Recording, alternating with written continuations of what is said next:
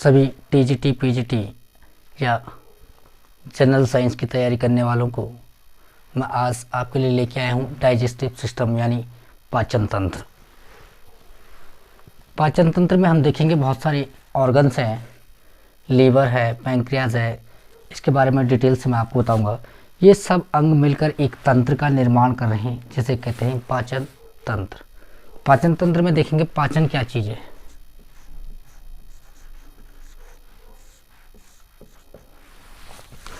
पाचन का मतलब हमारी आहार नाल में जो जटिल अघुलनशील पोषक तत्व है उन्हें सरल और घुलनशील पोषक तत्वों में बदलने की क्रिया को हम क्या कहते हैं? पाचन यानी परिवर्तन करना। जटिल और अघुलनशील को सरल और घुलनशील में परिवर्तित करना हमारा क्या कहलाएगा? पाचन। यानी पाचन परिवर्तन की एक प्रक्रिया है। इसमें रासायनिक और भौतिक प्रक्रिया होती है। भौतिक प्रक्रिया में क्या होता है? जब हम खाने को निगलते हैं, खाने को चबाते हैं, खाने को दांतों के नीचे कुचलते हैं तो हमारी कहलाती है भौतिक प्रक्रिया। यानी हम फिजिकली एफर्ट लगाते हैं भोजन को पचाने में। दूसरा आता है रासायनिक क्रिया। रासायनिक क्रिया का मतलब क्या होता है कि जो हमारा भोजन है वो हमारा कैसा है? कार्बोहाइड्रेट के रूप में है।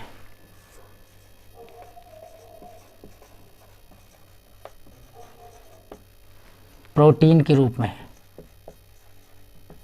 और फैट के रूप में है। ये भोजन हमारा होता है पॉलीमर में। ये भोजन हमारा पॉलीमर्स में है। ये जब टूटता है, जब चेंज होता है एंजाइम की सहायता से, उसे कहते हैं मोनोमर। यानी ये पॉलीमर्स मोनोमर में जब चेंज होता है एंजाइम की सहायता से तो उसे भोजन का पाचन कहते हैं। एंजाइम को पाचक एंजाइम कहते हैं। तो ये था आपका सबसे पहला क्या क्रिया थी? पाचन की परिवर्तन यानी चेंज। दूसरा पाचन की जो क्रिया होगी वो होगा आपका एब्जॉर्प्शन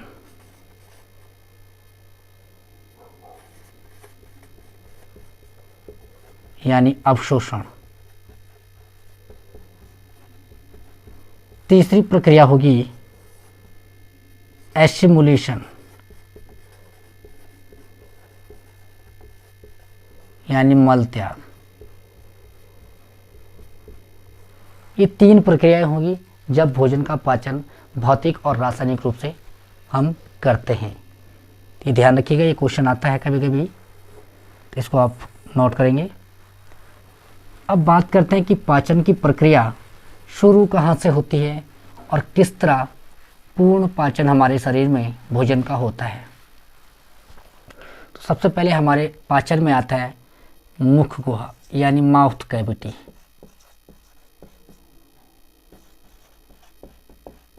माउथ कैविटी को मुख गुहा कहते हैं। इसमें तीन चीज होती है। नंबर एक जीभ यानी टंग, दूसरा हमारे टीथ यानी दांत, और तीसरा सलाइवा यानी लार। ये मुख गुहा में स्थित होती है और मुख गुहा से हमारा भोजन का कुछ पाचन हो जाता है। वो किस तरह होता है? जीभ का काम भोजन को लार के साथ मिलाना होता है। जीभ का काम भोजन को दांतों के नीचे लाना होता है ताकि वो बार बार उसको काट सके। दूसरा आता है आपका दांतों का काम। हमारे दांतों का क्या काम है?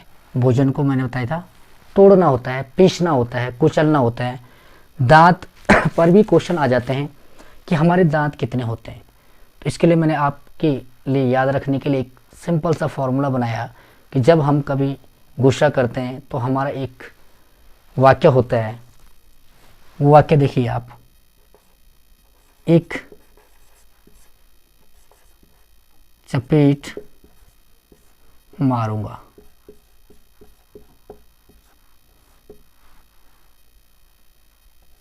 ये कोई ऑथेंटिक फार्मूला नहीं है, लेकिन मैंने आपके लिए सरलता आपको हो, इजी आप याद कर सकें इसलिए बनाया है। एक का मतलब इंसीजर चपेट, यानी सी का मतलब कैनाइन,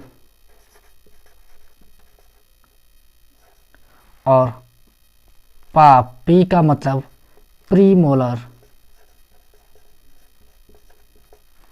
और माँ का मतलब मोलर। ये केवल आपने याद रखना है। अब एक चपेट मारूंगा तो 32 ही बाहर निकल जाएगी, यानी 32 हमारे दांत होते हैं। देखिए 4 का गुणा 2 में करेंगे 8, 8 का गुणा 4 में करेंगे 32, 4 दूनी 8, चौको 32, और अगर इस 4 में 2 को जोड़ेंगे तो 6, इस 4 में 2 को जोड़ेंगे तो भी 6 ही आएगा। यानी टोटल देखिए, एक साइड 4 इंसीजर तो दूसरी साइड 4 और हो जाएंगे, यानी 8 इंसीजर, कैनाइन 2 तो ये 4 हो जाएंगे, प्रीमोलर 4 तो ये 8 हो जाएंगे, मोलर 6 तो ये 12 हो जाएंगे। टोटल आप देखेंगे तो ये 32 दांत हमारे हो रहे हैं। ये जनरल सा फॉर्मूला है, केवल याद करने की एक ट्रिक है जो मैं आपको बता रहा हूँ।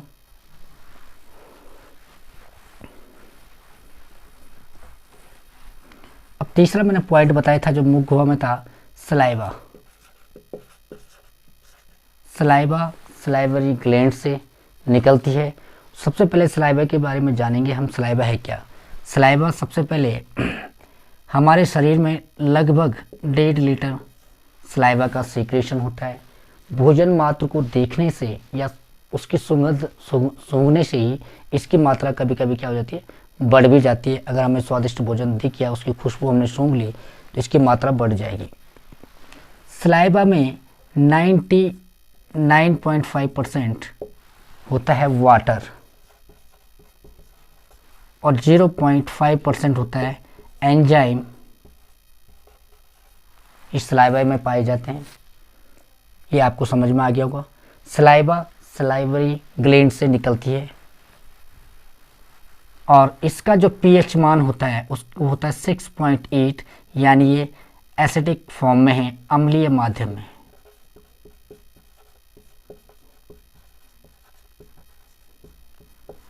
एसिडिक फॉर्म में, अम्लीय माध्यम में क्या होती है, सलाइवा। अब देखिए सलाइवा किन किन ग्लैंड से निकलती है। सबसे पहले ग्लैंड आती है पैरोटिड ग्लैंड।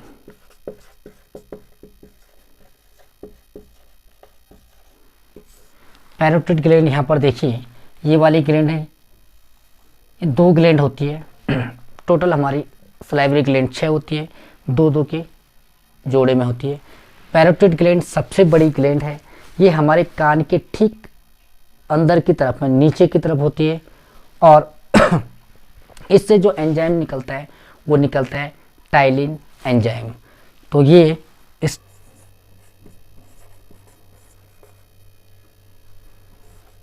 माल्टोज में,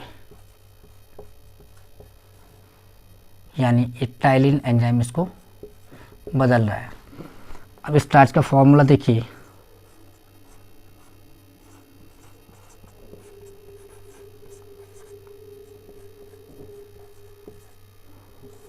टाइलिन एंजाइम इस पे रिएक्शन किया, ये बन गया माल्टोज शर्करा।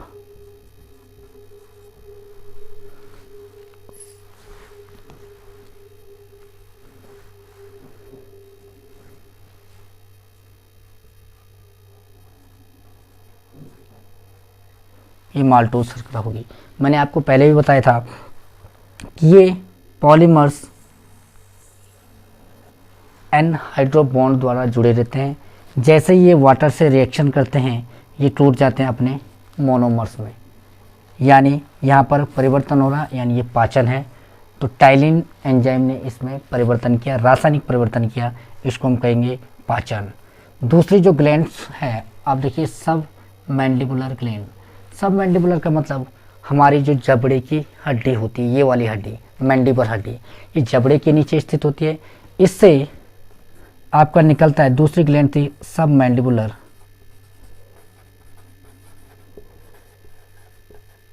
ग्लैंड, और इससे निकलेगा लाइसो एंजाइम। लाइसो एंजाइम भोजन में जितने भी बैक्टीरिया होते हैं उनको पचाने का काम करता है।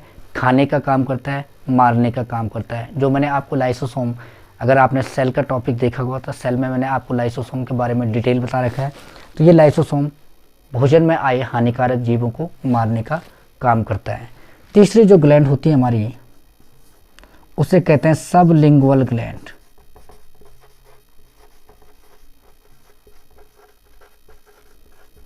सबलिंगुअल ग्लैंड में म्यूसिन एंजाइम होता है। ये म्यूसिन एंजाइम लार को श्लेष्मीय बना देता है, यानी भोजन को लसलसा और तरलदार बना देता है ताकि वो अच्छी तरह दांत उसको कुचल सकें। ये आ गया म्यूसिन एंजाइम।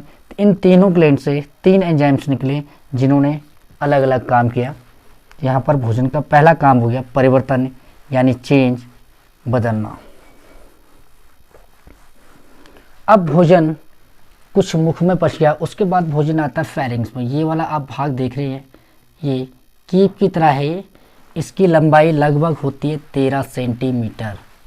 फेरिंग्स की जो लंबाई होती है 13 सेंटीमीटर, कीप के समान आकृति होती है।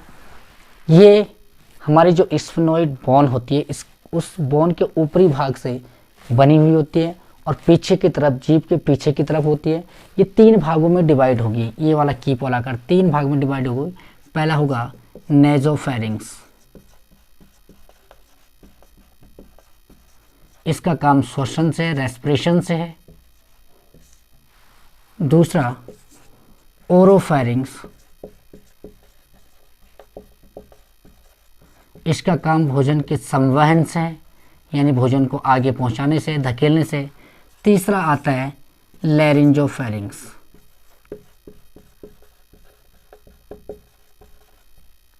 लैरिंजोफेरिंग्स का काम आपका हो जाएगा ये पाचन तंत्र और श्वसन तंत्र को जोड़ने का भी काम करता है, क्योंकि यहाँ से पाचन तंत्र, ऊपर से नेजल कैविटी, माउथ कैविटी एक ही आ रही है, लेकिन यहाँ पर फेरिंग्स वाले भाग से ये अलग अलग हो जाती है।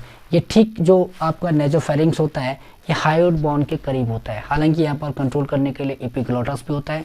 ये पाचन तंत्र और श्वसन तंत्र को अलग करता है, यानी जो भोजन आएगा पाचन तंत्र में चला जाएगा, इसोफेगस में चला जाएगा, और जो हवा आएगी, सांस आएगी, एयर आएगी, वो आपकी ट्रेकिया में चली जाएगी, यानी रेस्पिरेटरी ट्रैक में चली जाएगी। इसका इतना ही फंक्शन था।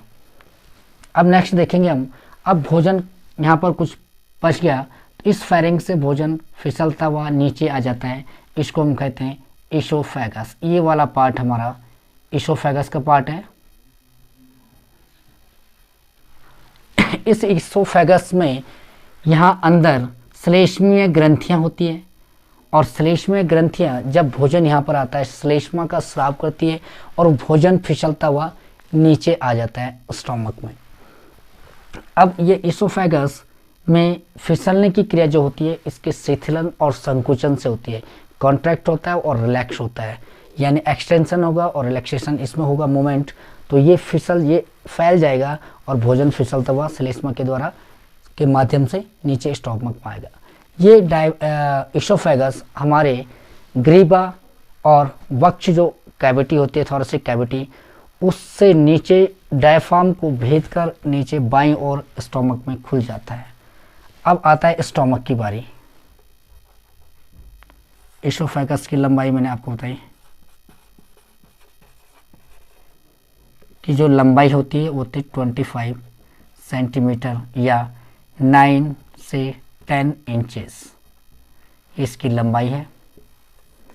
ये खुल रहा है स्टोमक में। अब हम पढ़ेंगे स्टोमक के बारे में।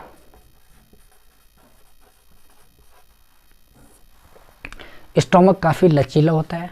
ये वाला पार्ट स्टोमक का है, ये वाला पार्ट, और जैसे ही भोजन आता है ये फैल जाता है अपनी पेशियों में। ये क्या हो जाता है, फैल जाता है। जैसे ही भोजन यहाँ आएगा ये फैल जाएगा, भोजन इसमें भर जाएगा। तो ये आप वाल्व देख रहे हैं, ये वाल्व होती है कार्डियक वाल्व, और एक होती है इसमें पाइलोरिक वाल्व। कार्डियक वाल्व है, ये पाइलोरिक वाल्व, ये दोनों वाल्व बंद हो जाती है। अब भोजन इसमें लगभग 4 घंटे तक रहता है पचने के लिए। इसके जो स्टोमक का ये वाला पार्ट है, ये वाला भाग, इसको हम कहते हैं फंडस। इस फंडस में इस वाले पार्ट में गैस्ट्रिक ग्लैंड्स होती है जो लगभग 350 करोड़ गैस्ट्रिक ग्लैंड होगी। उनसे गैस्ट्रिक जूस का स्राव होगा। गैस्ट्रिक जूस में एंजाइम्स होंगे। तो सबसे पहले हम देखेंगे गैस्ट्रिक जूस होता क्या है।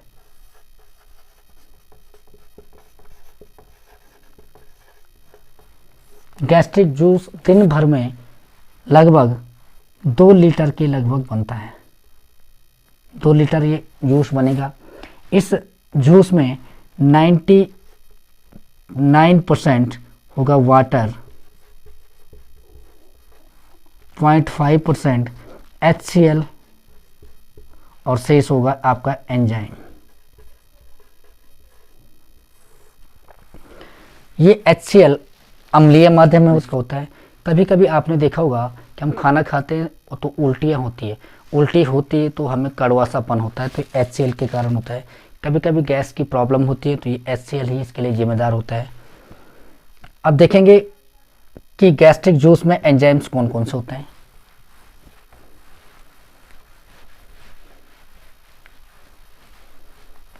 गैस्ट्रिक जूस में पहला एंजाइम होता है पेप्सिन। ये एंजाइम जब भोजन आता है इनएक्टिव रहता है। जैसे ही भोजन यहाँ आएगा तो HCl इसको एक्टिव कर देगा, यानी एक्टिव HCl इसको जगा देगा कि भाई भोजन आ गया, अब इसको पचाना है। तो ये जब इनएक्टिव फॉर्म में रहता है तो उसको हम बोलते हैं पेप्सिनोजन। HCl ने इसको जगाया, एक्टिव किया, तो ये बन गया पेप्सिन। यानी ये इनएक्टिव था और ये हो गया आपका एक्टिव। अब ये प्रोटीन, जो भोजन में प्रोटीन आई उस पर क्रिया करेगा। प्रोटीन पर पेप्सिन ने क्रिया की, ये बन गया आपका पॉलीपेप्टाइड।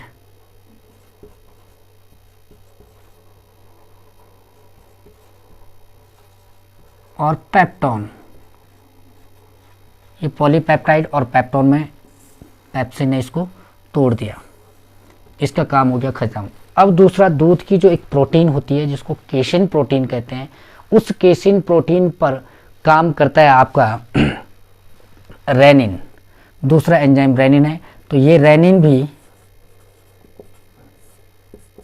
इनएक्टिव फॉर्म में है। HCl इसको रेनिन बनाएगा, तो उसको कहते हैं इनएक्टिव फॉर्म में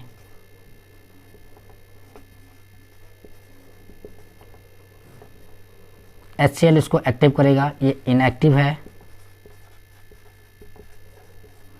HCl ने इसको बना दिया रेनिन और ये बन गया आपका एक्टिव। अब दूध की जो प्रोटीन आएगी केसिन प्रोटीन, इस पर काम करेगा आपका रेनिन और रेनिन इसको बना देगा कैल्शियम पैराकैसिनेट। कैल्शियम पैराकैसिनेट,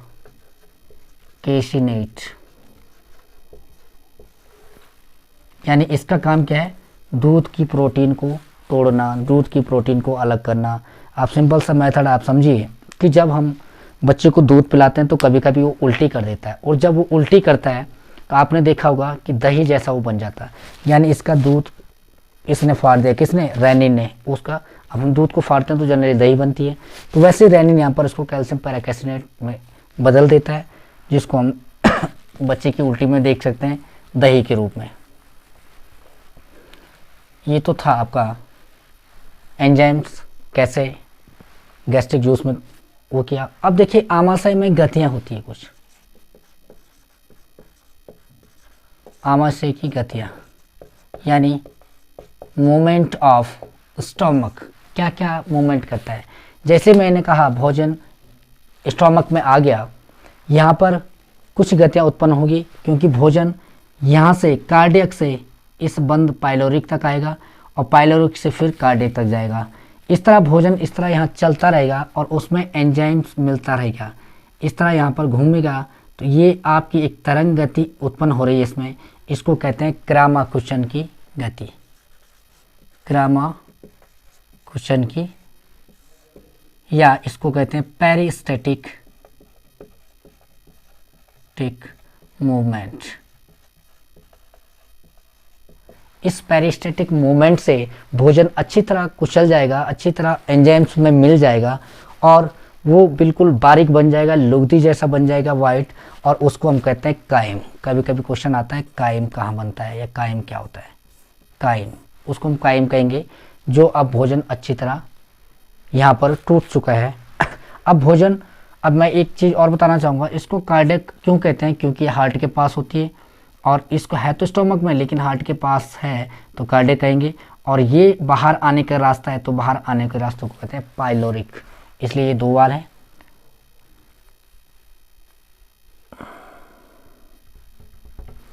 अब भोजन, छोटी आंत के पहला पार्ट हमारा जो है डियोडिनम कहलाता है। छोटी आंत का पहला पार्ट हमारा क्या कहलाता है, डियोडिनम।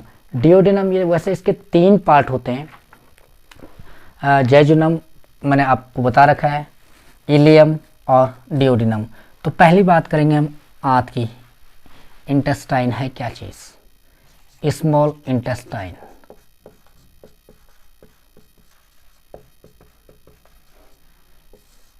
स्मॉल इंटेस्टाइन की जो लंबाई होती है जीवित शरीर में आपकी 8 फीट होगी और मृत शरीर में आपकी होगी ये 22 फीट।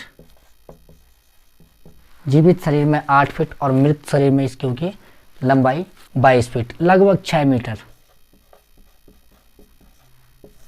इसका जो पहला पार्ट है वो है डियोडिनम। पहला पार्ट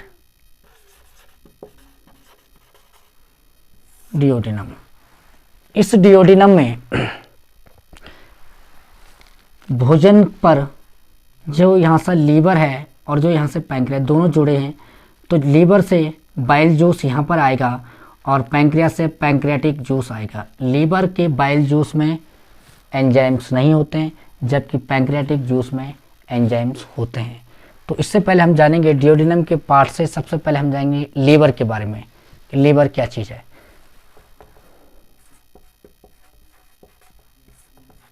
लीवर हमारे शरीर की सबसे महत्वपूर्ण ग्रंथि है, सबसे बड़ी ग्रंथि है। लगभग इसका वेट 1.5 kg होता है और इसकी जो लेंथ होती है, इसकी लेंथ होगी लगभग 15 सेंटीमीटर। लीवर को हम रसायन फैक्ट्री भी बोलते हैं।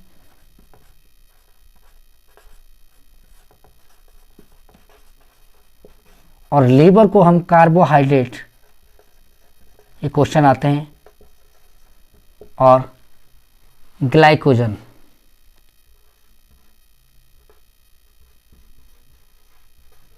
का भंडार गृह भी कहते हैं।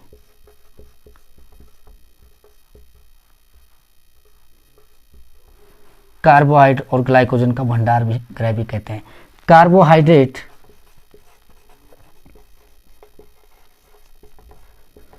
जब डाइजेस्ट होता है, अवशोषित होता है ग्लूकोज के रूप में,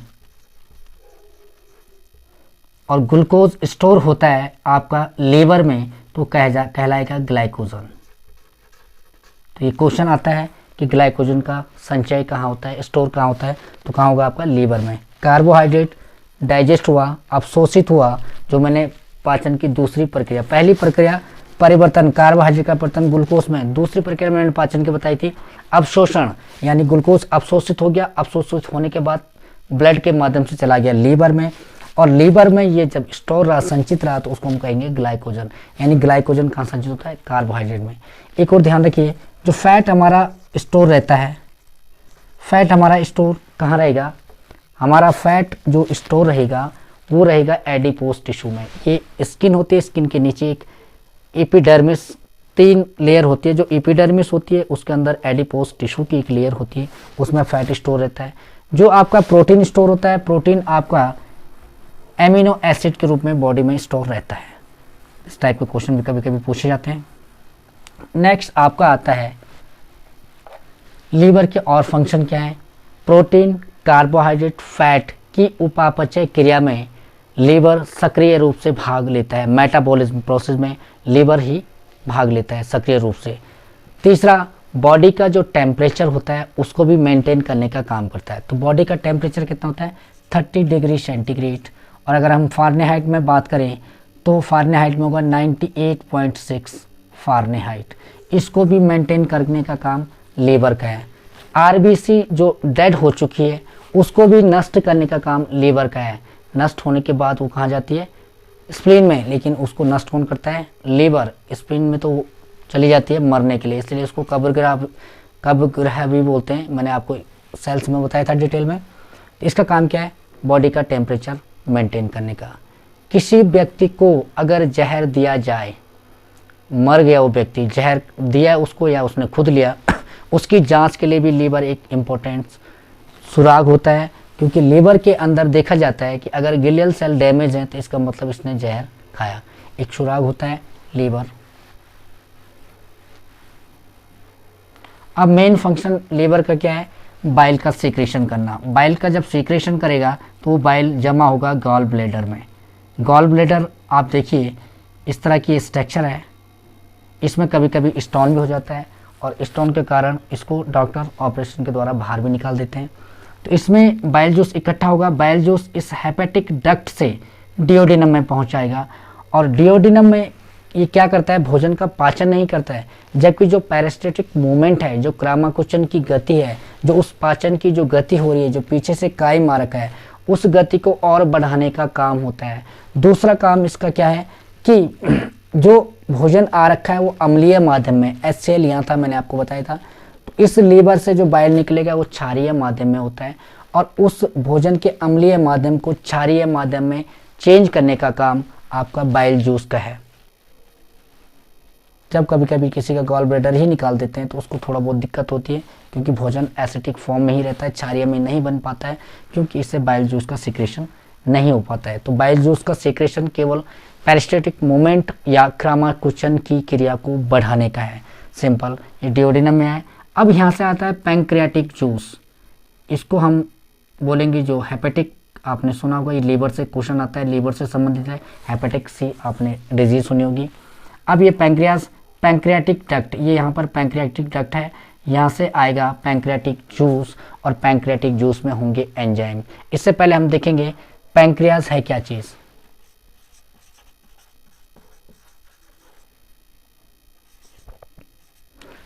लीवर सबसे बड़ी ग्रंथि है, पैंक्रियाज उसके बाद की ग्रंथि है। इसे एक्सोक्राइन और एंडोक्राइन ग्लैंड भी बोलते हैं। एक्सोक्राइन और एंडोक्राइन एंड एंडोक्राइन। इसे क्यों बोलते हैं? क्योंकि इसमें ब्लड के द्वारा सिक्रेशन भी होता है। किसका? हार्मोन्स का, इंसुलिन हार्मोन का सिक्रेशन होता है। और इसमें आपका डक्ट के द्वारा, पैंक्रियाटिक डक्ट के द्वारा भी इसमें सिक्रेशन होता है। किसका? पैंक्रियाटिक जूस का, जिसमें एंजाइम्स होते हैं। यानी ये डक्ट भी है और डक्टलेस भी है। तो इसको डक्टलेस जो होती है वो आगे हो गई आपकी एक्सोक्राइन, और डक्ट जिसमें है वो एंडोक्राइन, यानी ये दोनों मिक्स ग्रंथि है। इसको पूर्ण पाचक रस भी कहते हैं, क्योंकि इसमें कार्बोहाइड्रेट, फैट और प्रोटीन को पचाने वाले एंजाइम्स होते हैं, इसलिए इसको पूर्ण पाचक रस भी कहते हैं। इस तरह के क्वेश्चन भी आपको टीजीटी पीजीटी में पूछे जाएंगे। अब यहाँ पर जो एंजाइम्स निकला पैंक्रियाटिक जूस से, तो आप ध्यान रखिएगा, एक फॉर्मूला है।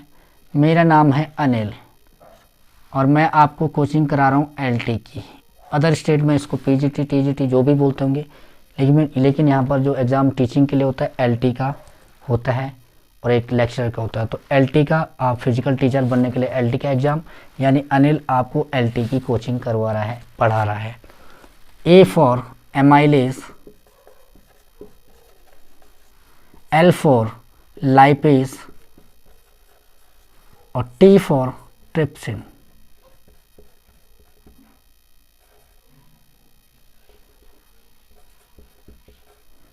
तीन एंजाइम पैंक्रियाटिक जूस से इसका सिक्रेशन होगा। मैंने पहले आपको बताया था कि तीन ही एंजाइम्स का सिक्रेशन हुआ था आपका कहाँ से? माउथ कैविटी से। और दो एंजाइम का सिक्रेशन होता था स्टोमक से, और तीन एंजाइम का सिक्रेशन होगा आपका कहाँ से? इससे पैंक्रियाटिक जूस से, यानी पैंक्रियाज से। तो सबसे पहले ये जो एमाइलेज है, एमाइलेज क्या काम करता है? एमाइलेज आपका स्टार्च पे काम करेगा और स्टार्च को बदलेगा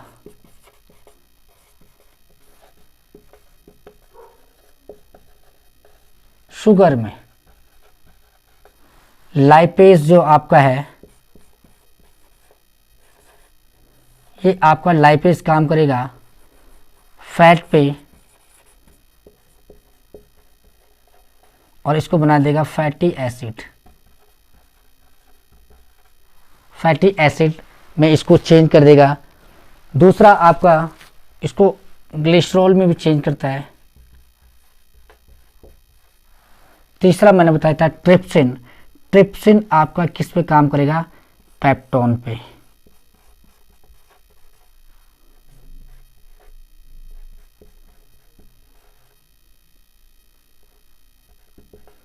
या प्रोटीन पे, प्रोटीन या पेप्टोन पे ट्रिप्सिन काम करेगा। तो इसको इसमें किस में बदलेंगे? एमिनो एसिड में। ये तो हो गया तीनों एंजाइम का काम खत्म। अब भोजन में कुछ इंटेस्टाइन के अपने भी एंजाइम्स होते हैं। स्मॉल इंटेस्टाइन के अपने एंजाइम्स कौन कौन होते हैं? इसमें होते हैं सबसे पहले erepsin. Erepsin enzyme. Erepsin enzymes क्या काम करता है? इरेप्सिन एंजाइम्स आपका शेष जो जितनी भी प्रोटीन होती है, जितनी भी शेष प्रोटीन है, जितनी भी शेष पेप्टोन है, इस पे इरेप्सिन इसको तोड़ेगा एमिनो एसिड में। ये एमिनो एसिड में इसको बदल दिया। इरेप्सिन ने एमिनो एसिड में किसको चेंज कर दिया? शेष जितनी भी प्रोटीन आपके पास बची है, बॉडी में बची है, उसको डाइजेस्ट करने का काम करेगा। दूसरा इसके अंदर स्मॉल इंटेस्टाइन के अंदर कार्बोहाइड्रेट को पचाने वाले एंजाइम होते हैं। कार्बोहाइड्रेट को पचाने वाले एंजाइम।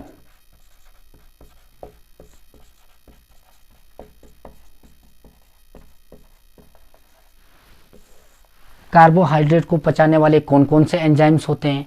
तो सबसे पहले आपका कार्बोहाइड्रेट को पचाने वाला एंजाइम होगा माल्टेज। पहला एंजाइम माल्टेज।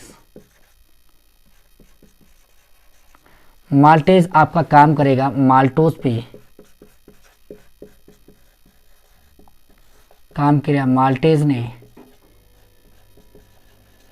इसको बना दिया ग्लूकोज। हमारे पास ग्लूकोज बन गया।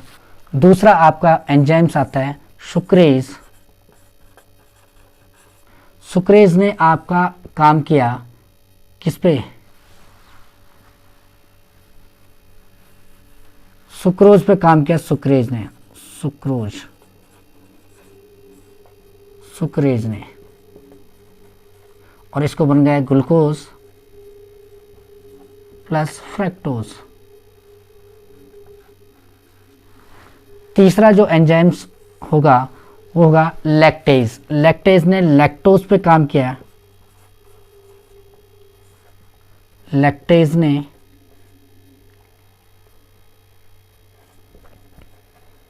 लैक्टोज पर काम किया, तो ये बन गया ग्लूकोज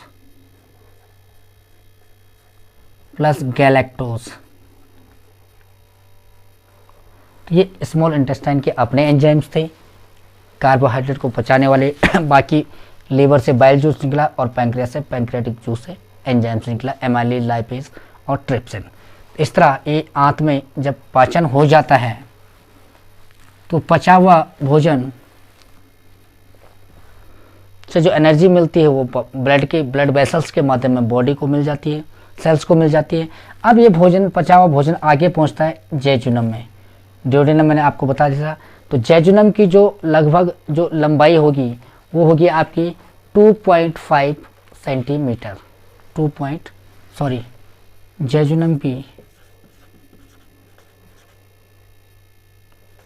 जो लेंथ होगी वो होगी लगभग 3.5 मीटर, या इसको करेंगे 30, ये 2.5 होगी, 2.5 मीटर 35 इंचेस इसकी लंबाई होगी। इसके बाद जियोजेनम से पहुंचता है इलियम, इलियम वाले भाग में। अब ये इलियम वाला आप भाग देखेंगे, ये वाला पार्ट, तो ये वाला पार्ट इलियम का जुड़ा है सीधा लार्ज इंटेस्टाइन से। ये लार्ज इंटेस्टाइन का सीकम पार्ट है। ये इलियम वाला लास्ट वाला भाग आ रहा है, ये देखिए इलियम यहाँ से आ रही, ये घूमते हुए, और ये सीकम से लार्ज इंटेस्टाइन से जुड़ गया। यहाँ पर एक वाल्व होती है लार्ज इंटेस्टाइन में जिसको कहते हैं इलियोसिलिक वाल्व। ये इलियोसिलिक वाल्व नियंत्रण रखती है जो भोजन जो कायम स्मॉल इंटेस्टाइन से अवशोषित होकर आ रखा है वो वापस न चला जाए। किसमें? इसी स्मॉल इंटेस्टाइन में। तो इस पर कंट्रोल करने के लिए इलियोसिलिक वाल्व है। दूसरा ये कंट्रोल करता है कि जो सीकम में भोजन पहुंच गया, अवशोषित भोजन जो पहुंच गया वो वापस ना आ जाए। इस पर कंट्रोल करने का काम इलियोसिलिक वाल्व का है। इसमें एक आप स्ट्रक्चर देख रहे होंगे, अपेंडिक्स। इसमें कुछ बैक्टीरिया को पचाने वाले एंजाइम, भोजन को सड़ाने वाले एंजाइम्स होते हैं। कभी कभी डॉक्टर जब ये इसमें कुछ बीमारी हो जाती है तो अपेंडिक्स को निकाल के भी डॉक्टर ऑपरेशन से बाहर कर देते हैं, यानी इसका पाचन में भी उतना बड़ा सहयोग नहीं होता है। अब देखिए जो लार्ज इंटेस्टाइन लास्ट पार्ट आपका बच गया, ये वाली, इसकी लंबाई लगभग होगी 1.5 मीटर के लगभग लंबाई और लगभग 6 या 7 मीटर के लगभग इसकी चौड़ाई इस लार्ज इंटेस्टाइन की होती है। ये लार्ज इंटेस्टाइन 3 पार्ट में बंटा हुआ, एक को कहेंगे सीकम, एक को कहेंगे रेक्टम और एक को कहेंगे कोलन। ये कोलन वाला पार्ट है, ये वाला, ये, और ये सीकम वाला पार्ट है, ये रेक्टम है। 3 पार्ट में डिवाइड है लार्ज इंटेस्टाइन। अब बात करेंगे हम लार्ज इंटेस्टाइन की।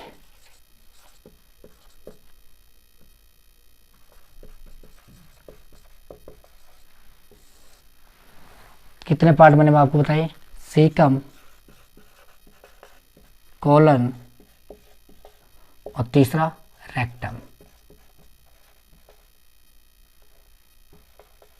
अब कभी कभी क्वेश्चन आ भी जाता है कि कोलन कितने प्रकार के होते हैं।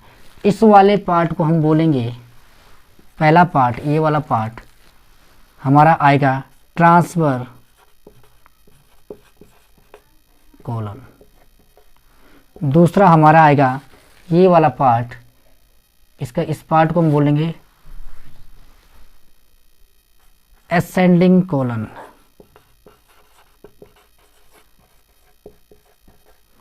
तीसरा हमारा आएगा डिसेंडिंग कोलन। यानी डिसेंडिंग कोलन आपका कौन सा वाला पार्ट हो गया? ये वाला पार्ट। इसके ठीक नीचे ये वाला, ये ट्रांसफर, असेंडिंग, डिसेंडिंग, और ये वाला पार्ट हमारा कहलाएगा सिग्मोइड कोलन।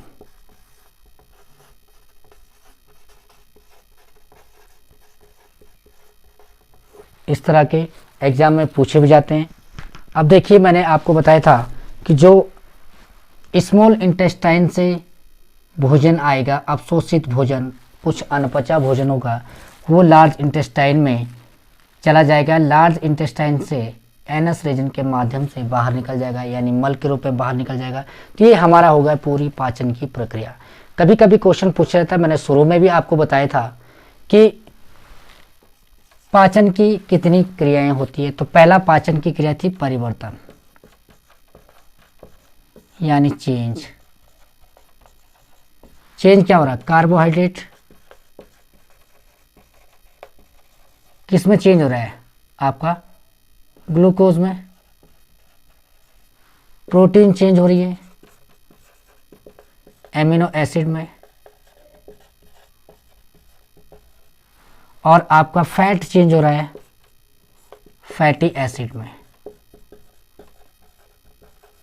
इस तरह का चेंजेज हो रहा है। तो पहली प्रक्रिया है पाचन की आपकी परिवर्तन की, चेंज की। दूसरी प्रक्रिया आपकी एब्जॉर्प्शन की, यानी अवशोषण की। अवशोषण कहाँ हो रहा है? इंटेस्टाइन में, स्मॉल इंटेस्टाइन में अवशोषित हो जाता है भोजन, ठीक है ना। यहाँ पर ये जो आप मैंने एंजाइम्स बताए थे कैसे निकलते हैं, कैसे टूटते हैं। तो दूसरी प्रक्रिया आपकी होगी एब्जॉर्प्शन की। तीसरी प्रक्रिया एसिमुलेशन की।